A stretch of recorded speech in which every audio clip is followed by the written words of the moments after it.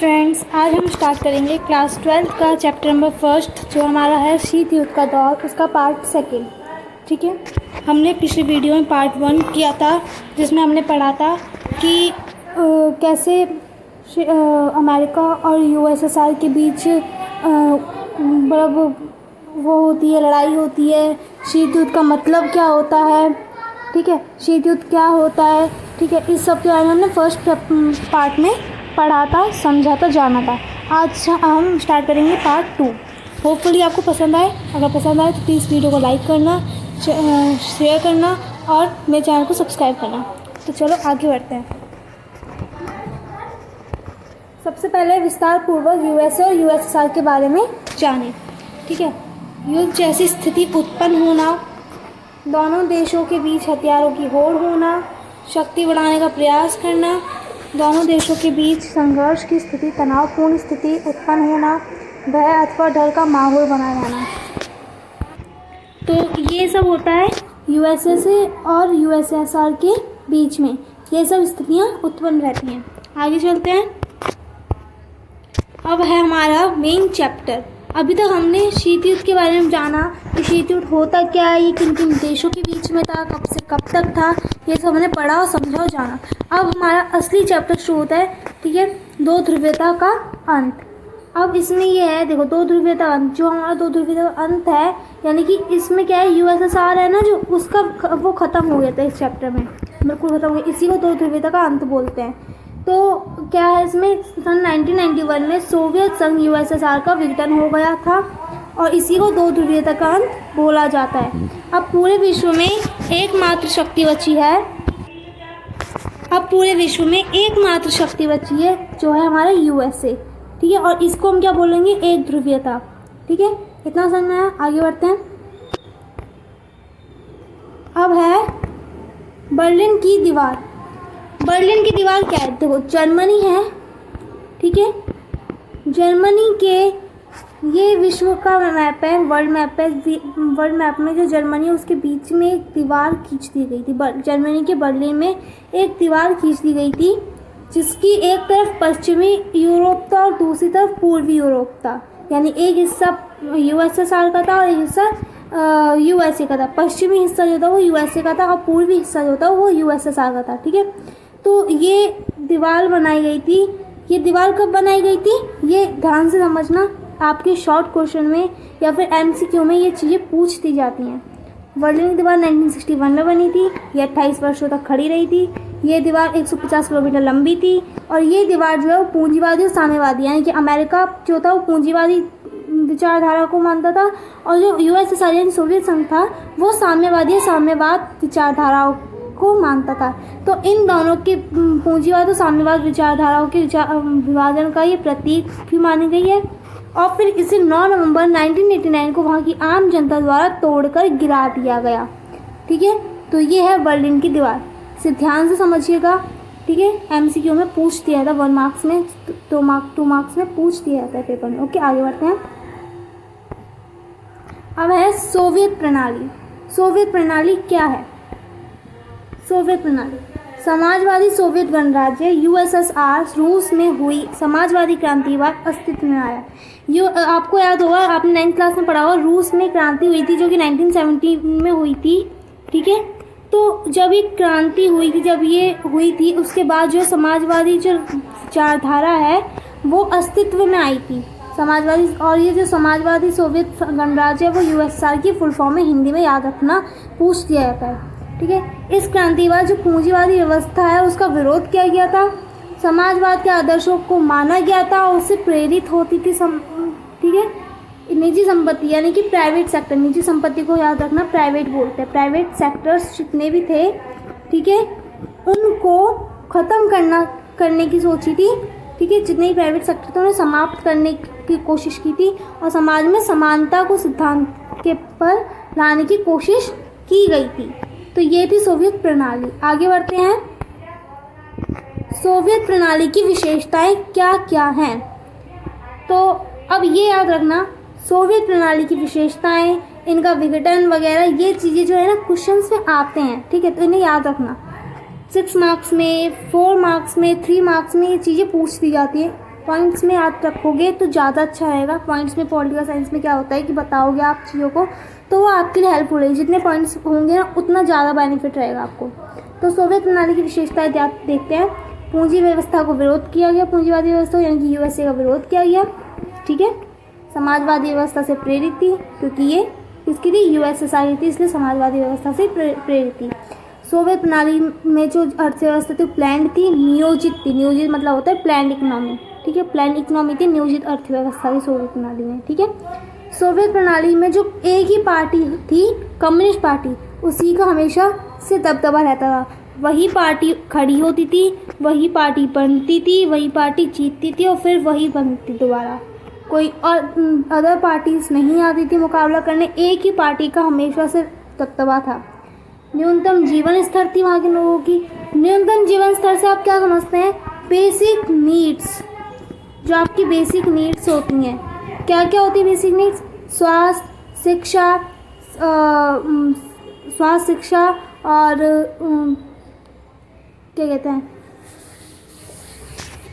स्वास्थ्य, शिक्षा और कपड़ा, रोटी, मकान, यही सब आपकी बेसिक नीड्स होती हैं, ठीक है। घर, कपड़ा, रोटी, मकान, यही चीज़ें जो होती हैं आपकी बेसिक नीड्स होती हैं।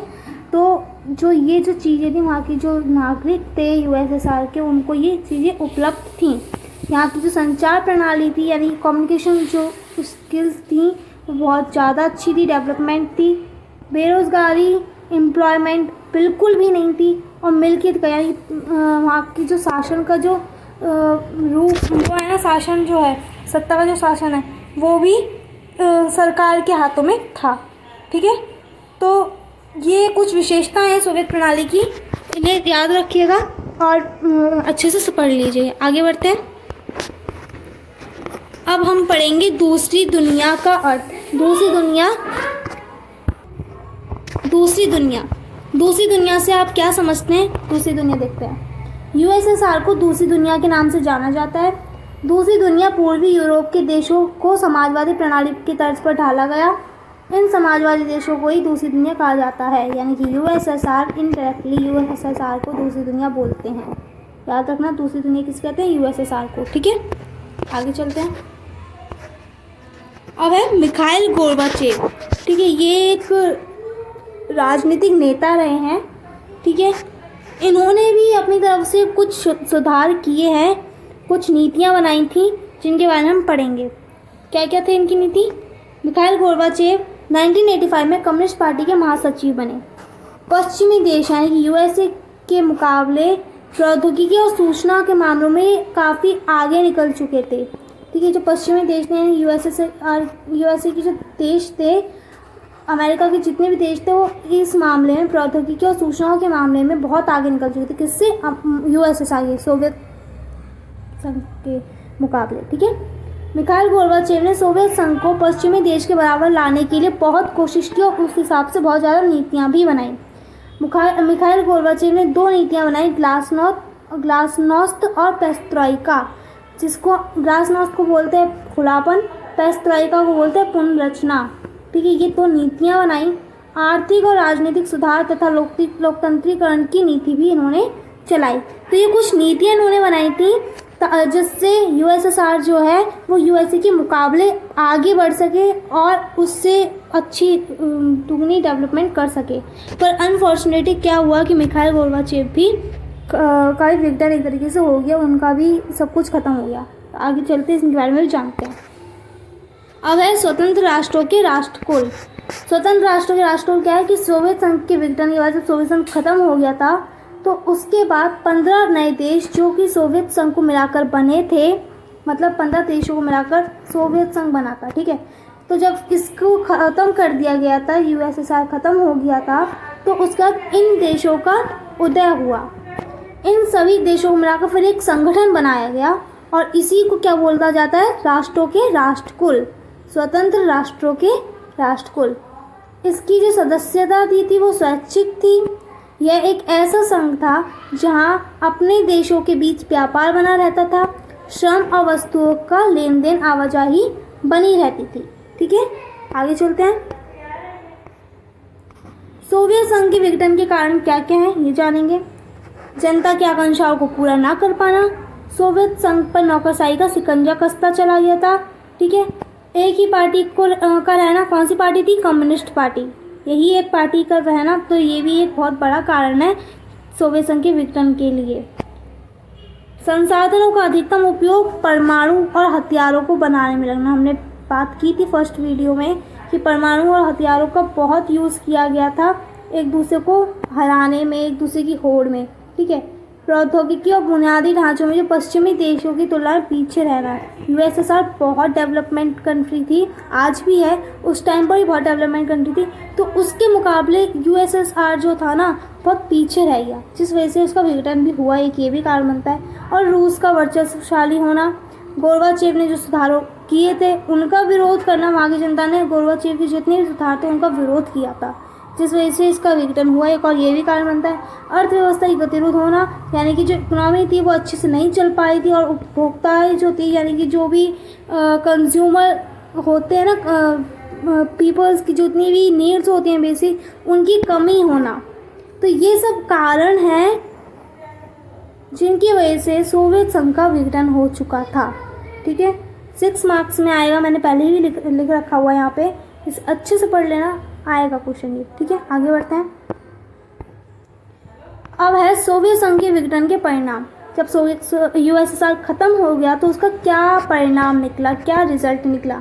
सीधी उसका जितना भी संघर्ष था वो खत्म हो गया। एक ध्रुवीय विश्व अर्थात अमेरिका का उदय होना, हथियारों की जो होड़ थी वो खत्म हो गई, सोवियत गुट का अंत हुआ और 15 नए देश का जन्म हुआ, उदय हुआ, जन्म हुआ। ठीक है, रूस और सोवियत संघ का उत्तराधिकारी, रूस और सोवियत संघ का उत्तराधिकारी बना। जो रूस है वो सोवियत संघ का क्या बना था?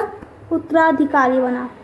समाजवादी विचारधारा पर प्रश्न चिन्ह लगना, ये एक बहुत अच्छा पॉइंट बनता है। समाजवादी विचारधाराएं थी उस पर एक प्रश्न चिन्ह लग गया था। ठीक है, आगे चलते हैं। Shock therapy. देखो शॉक थेरेपी क्या होती है? शॉक थेरेपी अगर आपका आता है तो ये 2 मार्क्स में आ जाएगा, 3 मार्क्स में आ जाएगा, तब आप लिखना शॉक थेरेपी का शाब्दिक अर्थ होता है आघात पहुंचाकर उपचार करना। ये तो है, इसका एक तरीके से आंसर अगर आए कि शॉक थेरेपी क्या है, पर अगर इसका रियल में मतलब क्या होता है ये समझते हैं एक एग्जाम्पल के थ्रू।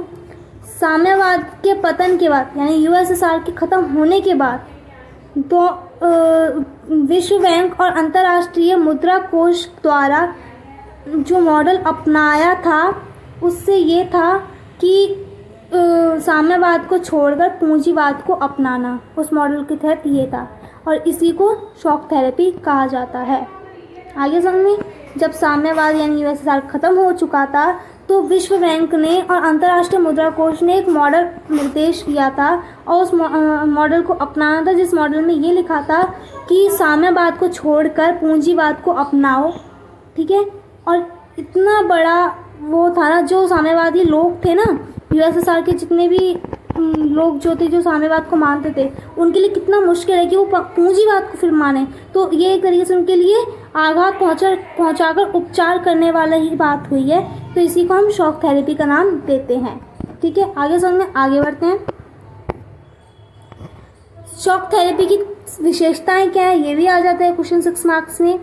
मिल्कियत का प्रमुख रूप राज्य का स्वामित्व होना, राज्य की संपदा पर नियंत्रण होना, सामूहिक फॉर्म की जगह निजी फॉर्म का भी होना, यानी कि जो पब्लिक सेक्टर्स थे उनकी बजाय प्राइवेट सेक्टर्स भी होने। ठीक है, ये था इसमें।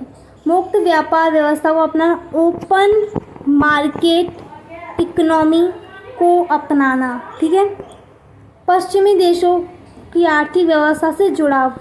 ठीक है, मुद्राओं की आपसी में परिवर्तन करना, यानी कि डॉलर को रुपीस में कन्वर्ट करना, ये सब क्या था? पूंजीवादी व्यवस्था में वो था, और ये इसकी विशेषताएं हैं। ठीक है, क्या पढ़ लेना, आती हैं पेपर में। आगे बढ़ते हैं।